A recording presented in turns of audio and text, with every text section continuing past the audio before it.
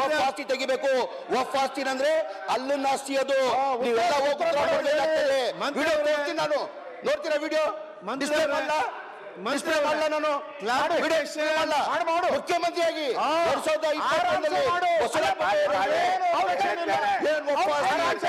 ಯಾರನ್ನ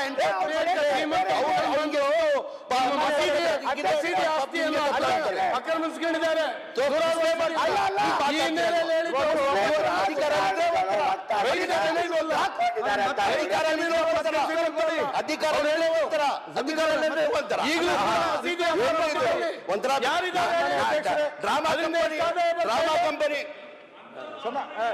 ಜ್ಞಾನೇಂದ್ರ ಒಂದೇ ನಿಮಿಷ. ಸರಿ ಇದೆ, ಅವ್ರ ರಿಪೋರ್ಟ್ ಸರಿ ಇದೆ. ಈಗ ರಹೀಂ ಖಾನ್ ಮತ್ತೆ ಮಿನಿಸ್ಟರ್ಗೆ ಉತ್ತರ ಕೊಡ್ತಾರೆ. ರಹೀಂ ಖಾನ್ ಮತ್ತೆ ಸಂಬಂಧಪಟ್ಟ ಮಿನಿಸ್ಟರ್ಗೆ ಡೀಟೇಲ್ ಆಗಿ ಉತ್ತರ ಕೊಡ್ತಾರೆ. ಕೆಲವೊಂದು ವಿಚಾರಗಳ ಮನೆ ಸದಸ್ಯರು ಹೇಳಲಿಕ್ಕಿದ್ದಾರೆ. ಡೀಟೇಲ್ ಉತ್ತರ ಮಾತಾಡ್ಬೇಕು. ನಾವು ಸತ್ಯಾಂಶ ಸದನಕ್ಕೆ ಮಾತಾಡ್ಬಿಟ್ರೆ ಮಿನಿಸ್ಟರ್ ಏನ್ ಹೇಳ್ತಾರೆ, ನಾನು ಎಲ್ಲದಕ್ಕೂ ಉತ್ತರ ಕೊಡ್ತೇನೆ, ಮತ್ತೆ ಫ್ಯಾಕ್ಟ್ ಅಂಡ್ ಫಿಗರ್ಸ್ ಕರೆಕ್ಟ್ ಬರಲಿ, ಏನಾದ್ರು ಅಪೋಸಿಷನ್ ತಪ್ಪಿದ್ರೆ ಅದು ನಾನು ರೆಕ್ಟಿಫೈ ಮಾಡ್ತಾ ಇದ್ದೇನೆ ಅಂತ ಹೇಳ್ತಿದ್ದಾರೆ. ಒಂದು ನಿಮಿಷ, ತಾವು ಅವ್ರು ಬೆಂಬಲ ಕೊಟ್ಟಿದ್ದೀರಾ. ನಾನು ಅವಾಗೆ ಹೇಳಿದೆ ಅವರು ಸುಳ್ಳು ಹೇಳ್ತಾವ್ರೆ ಅಂತ. ನಾನು ಅಲ್ಲಿ ನಿಂತ್ಕೊಂತೀನಿ, ಸವಾಲ್ ಸ್ವೀಕರಿಸಿ ಅಂದೆ. ಇಲ್ಲ ಅಂತ ಹೊರಟ್ಬಿಟ್ಟು ಓಡೋಗ್ಬಿಟ್ರು. ಮುಂದೆ ಹೋಗು. ಈಗ ಮೈಸೂರು ವಿಚಾರ ಬಂದಾಗ ಆಯ್ತು, ಈಗ ಅವ್ರು ಉತ್ತರ ದಾಖಲೆ ಕೊಡು. ಆಯ್ತು, ಹೇಳಿದ್ಯಾ? ಸಿದ್ದರಾಮಯ್ಯ ಟ್ರೈನ್ ಆಗಿರೋದು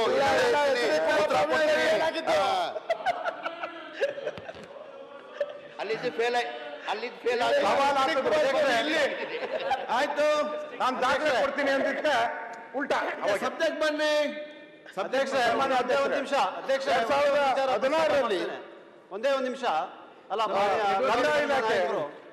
ವಿರೋಧ ಪಕ್ಷದ ನಾಯಕರು ಪದೇ ಪದೇ ಕಾನೂನಿನ ಉಲ್ಲೇಖ ಕಾನೂನು ಅರ್ಜಿಗಳು ಸ್ವೀಕೃತ ಸಂಬಂಧದಲ್ಲಿ ಕಾನೂನಿನಲ್ಲಿ ಯಾವುದೋ ಒಂದನ್ನು ಅಧಿಕಾರಿಗಳು, ತಹಸೀಲ್ದಾರ್ ಅವರು ಸದನದ ದಾಖಲೆಗಳನ್ನು ಪರಿಶೀಲಿಸಿ ಸದನದ ದಾರಿ ತಪ್ಪುವಂತ ಕೆಲಸ ಮಾಡ್ತಾ ಇದ್ದೀನಿ. ಮುಂದೆ ಒಕ್ಕಾಸ್ತಿ ಎಂಬ ಪಾಣಿ ಅಂಕಣದಲ್ಲಿ ಕಾಲಂ 9ರಲ್ಲಿ ನಮೂದಿಸಲು ತ್ವರಿತಗತಿಯಲ್ಲಿ ಕ್ರಮ ವಹಿಸಬೇಕೆಂದು ಈ ಮೂಲಕ ಕೋರಲಾಗಿದೆ ಚೀಫ್ ಸೆಕ್ರೆಟರಿ ಅವರು.